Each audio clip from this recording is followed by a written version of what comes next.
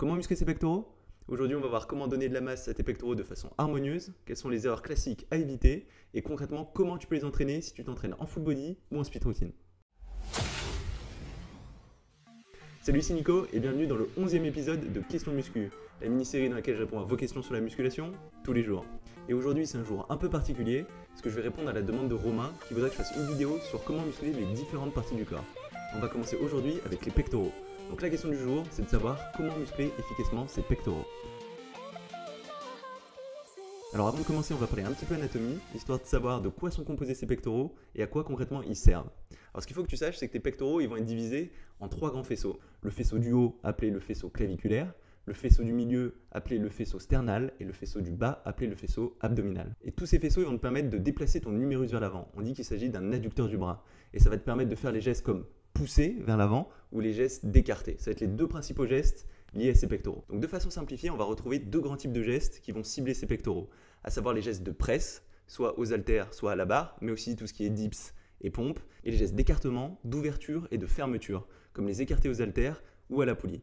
Et tous ces gestes, que ce soit les mouvements de presse ou les mouvements d'écartement, tu vas pouvoir les faire avec différentes inclinaisons pour cibler les différents faisceaux de ces pectoraux. Plus tu vas incliner, plus tu vas cibler la partie vers le haut, c'est-à-dire plutôt la partie claviculaire, et plus tu vas descendre vers le bas, plus tu vas décliner, plus tu vas viser la partie basse, c'est-à-dire le faisceau abdominal. Et comme ça, en jouant sur l'inclinaison et en variant entre les mouvements de presse et les mouvements d'écarté, on va pouvoir travailler tout l'ensemble de ces pectoraux et leur donner de la masse de façon harmonieuse. Alors la question qui se pose maintenant, c'est quelles sont les raisons qui font que la plupart des personnes ont du mal à prendre des pectoraux?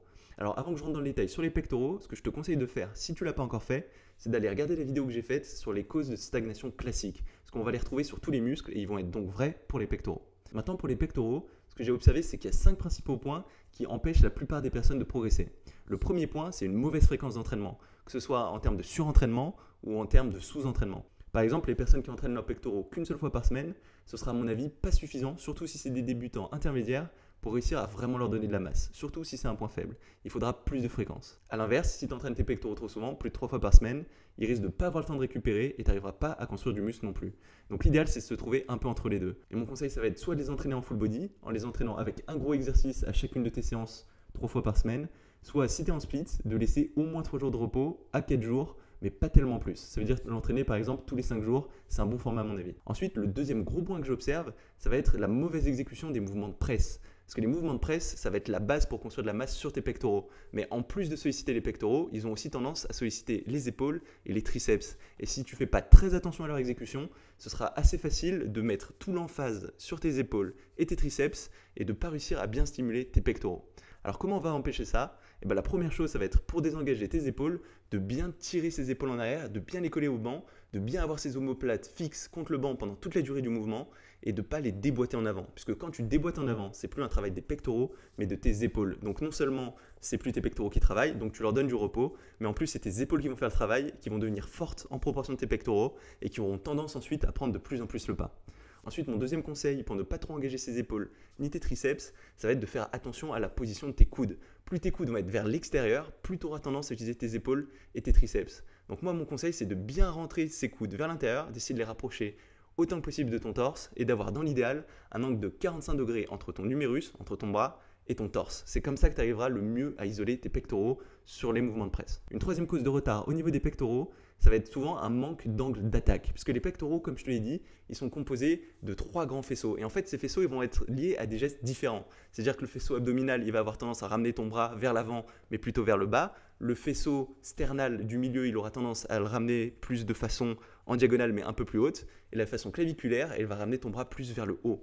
Donc en fait, si tu veux vraiment réussir à travailler tout l'ensemble de tes pectoraux, il va falloir faire des gestes différents. Bien jouer sur l'inclinaison pour réussir à travailler tout l'ensemble de ces 3 faisceaux. Parce que si tu utilises toujours la même inclinaison, toujours le même angle d'attaque, ce qui risque de t'arriver, c'est qu'il y a un faisceau qui sera beaucoup plus fort que les autres. Et en général, la plupart des pratiquants sollicitent vraiment bien la partie abdominale et la partie sternale, mais ils oublient la partie claviculaire, c'est-à-dire le haut de pec.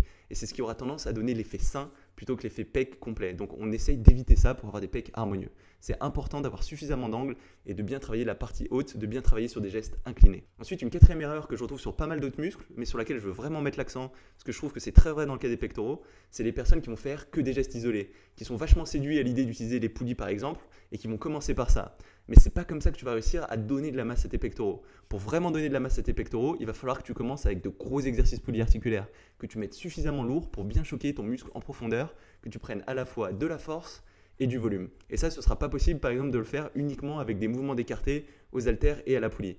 Donc moi, mon conseil, c'est de toujours bien commencer par les gros exercices polyarticulaires, comme le développé couché à la barre ou aux haltères, le développé incliné à la barre ou aux haltères, ou encore les dips. Parce que c'est comme ça que tu arriveras à donner de la masse, et les exercices plus écartés à la poulie, aux haltères, ce sera plus des exercices de finition. C'est pas ce qui donnera le gros de ta masse. Enfin, la cinquième et dernière grosse erreur que j'observe, c'est tous ces pratiquants qui n'ont pas vraiment de résultats avec les exercices qu'ils utilisent, mais qui continuent à s'entêter sur ces exercices. Parce qu'en fait, la capacité d'un exercice à donner des résultats, elle va être très liée à ta morphologie. Et il y a des personnes qui ne vont pas du tout réussir à prendre sur du développé couché, et qui du coup devront surtout se reposer sur des dips ou du développé décliné pour construire le gros de leur masse. Parce qu'il y a des génétiques qui ne vont pas convenir à certains exercices, et le développé couché notamment, ça va être un exercice qui va poser pas mal de contraintes au niveau des épaules, et il y a certaines personnes qui ne vont pas du tout réussir à en tirer parti.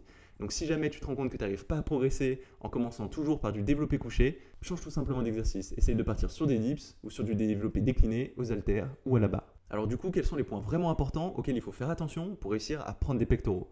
Le premier point, comme je t'en ai déjà parlé, c'est de faire très attention à l'exécution de tes exercices et notamment à l'exécution de tes gestes de presse, en faisant bien attention à avoir tes épaules toujours bien tirées en arrière et tes coudes vers l'intérieur, pas vers l'extérieur. Le deuxième point vraiment important, c'est de varier suffisamment l'inclinaison et les angles d'attaque. Donc typiquement, mon conseil, si tu es en full body, vu que tu n'as qu'un seul exercice qui va viser les pectoraux, c'est de changer cet exercice toutes les 2-3 semaines. Donc par exemple, commencer un coup par du développé couché, puis enchaîner 3 semaines après sur du développé incliné, ou encore 3 semaines après sur des dips, et ainsi de suite, pour réussir à travailler l'ensemble de tes pectoraux en mettant à chaque fois l'accent sur un des 3 faisceaux.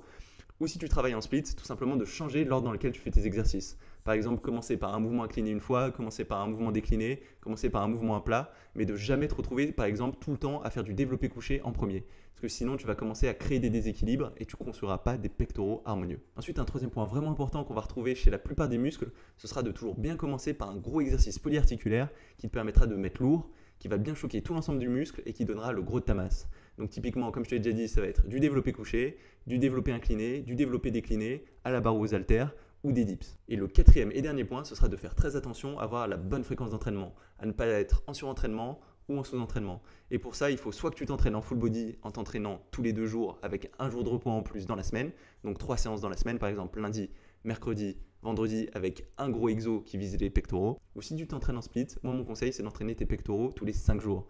Parce que si tu les entraînes qu'une seule fois par semaine, ce sera vraiment dur de les faire progresser. Donc concrètement, comment mettre l'accent sur ces pectoraux si tu t'entraînes en full body ou si tu t'entraînes en split?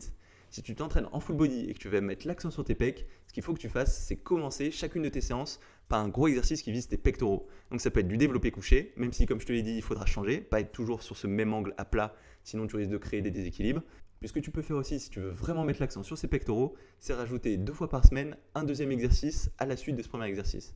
Donc par exemple, si tu t'entraînes le lundi, mercredi, vendredi, et ben le lundi et le vendredi, tu feras du développé couché en premier, par exemple 4 séries de 10 répétitions avec 1 minute 30 de repos entre ces séries, et ensuite tu pourras enchaîner sur du développé incliné aux haltères, où cette fois tu feras par exemple que 3 séries de 10 répétitions avec toujours 1 minute 30 de repos entre les séries. Et le mercredi, tu feras une séance un peu moins intense où tu feras que du développé couché pour être sûr de ne pas rentrer en surentraînement au niveau de ses pectoraux. Ensuite, comment faire si tu t'entraînes en split?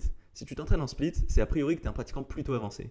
Et si ce n'est pas le cas, je te conseille vraiment de te tourner vers un full body. C'est là où tu construiras le plus de masse dans un premier temps.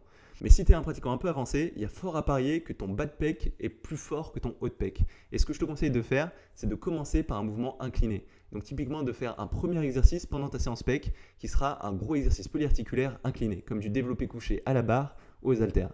Et moi, ce que j'aime bien faire, c'est du développé couché à la barre, à la machine Smith. Et l'intérêt de cette machine Smith, c'est qu'elle te permettra de bien te concentrer sur la contraction de la partie claviculaire de tes pectoraux, vu que tu as moins besoin de stabiliser la barre, et tu pourras complètement désengager tes épaules.